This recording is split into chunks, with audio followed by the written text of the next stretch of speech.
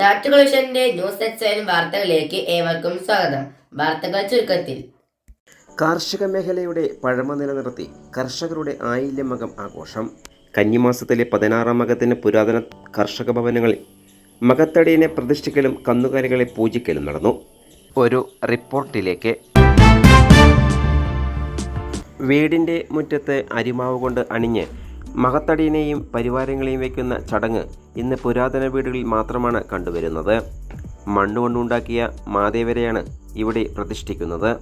മാദേവർ വെപ്പും പൂജയുമൊക്കെ ഇന്നത്തെ പുതിയ തലമുറയിലെ കുട്ടികൾക്ക് പുതിയൊരു നവ്യ അനുഭവം തന്നെയാണ്. മാദേവരെ രാവിലെ വെച്ച ശേഷം വൈകിട്ടും പൂജയും നടത്തുന്നുണ്ട്.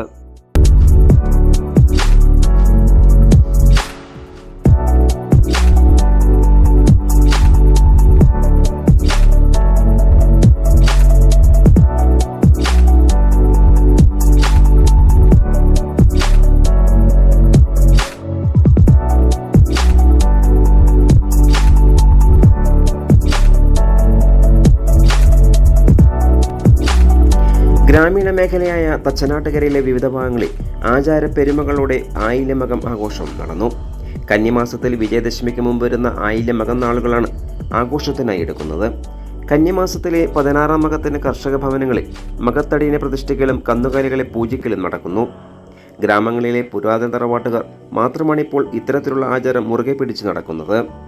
ആചാരങ്ങൾ പാലിക്കുന്ന പഴയ കർഷക ഭവനങ്ങളിൽ പശുക്കളെ കുളിപ്പിച്ച് കുറിയണിയിച്ച് കെട്ടി തീറ്റ നൽകി പൂജ നടത്തുന്ന പതിവുണ്ടായിരുന്നു. കാർഷിക വൃത്തിക്ക് സഹായിക്കുന്ന കന്നുകാലികളെ പൂജിക്കൽ കൂടിയാണിത്.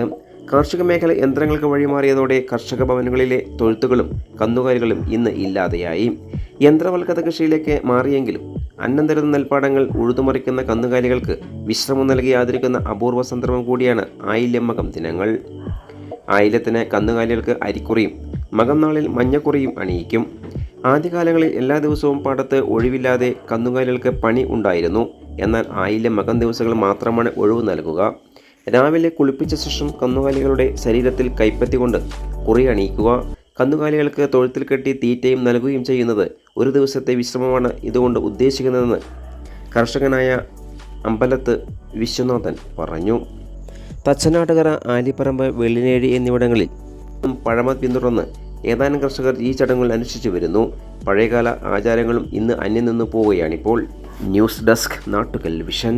ഓണം കഴിഞ്ഞ് വരുന്ന ആയില്യം മകം നാളുകളിൽ 16-ാം മകം ആയില്യം ആഘോഷമാണ്.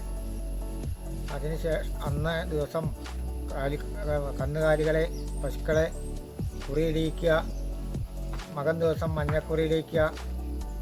ഇതൊക്കെ കാർഷിക വീടുകളിൽ, കൃഷിപ്പണിയുള്ള വീടുകളിൽ ചെയ്യുന്നത് പതിവായിരുന്നു. ഇത് ഇന്ന് അന്യാധീനപ്പെട്ടു പോയിരിക്കുന്നു എന്നുള്ളതാണ്.